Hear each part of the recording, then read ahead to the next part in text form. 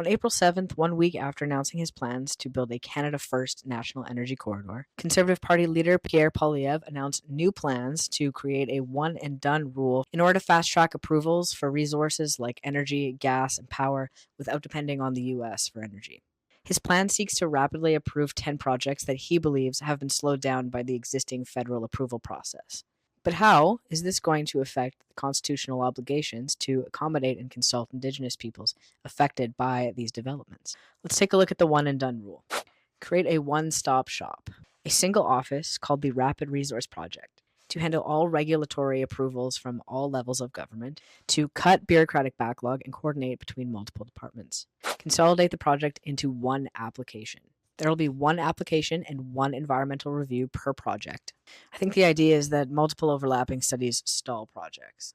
So just do one. It'll be quicker. And on top of it, decrease approval wait times to a maximum of 1 year with a target of 6 months.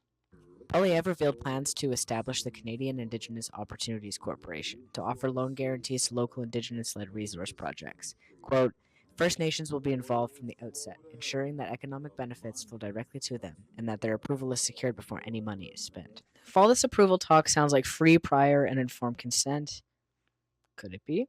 Unlikely, based on his approach to the duty to consult. A regulatory regime can't be overhauled without a corresponding overhaul of the duty to consult.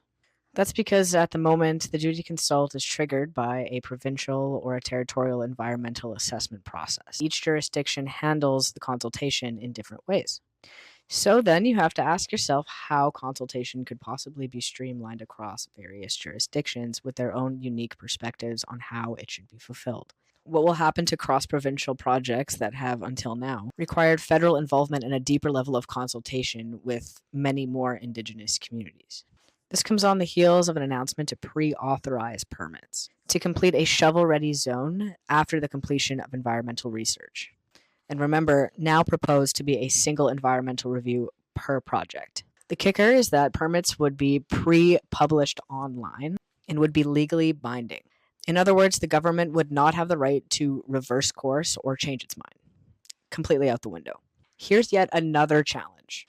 As we've seen in the past with projects like the Northern Gateway Pipeline or Grassy Mountain Coal Project, courts have ordered provinces and industry to backtrack on shoddy consultation.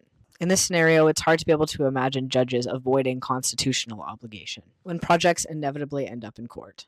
So in other words, without a national plan on consultation, the Canada First National Energy Corridor and the one and done rule are non-starters.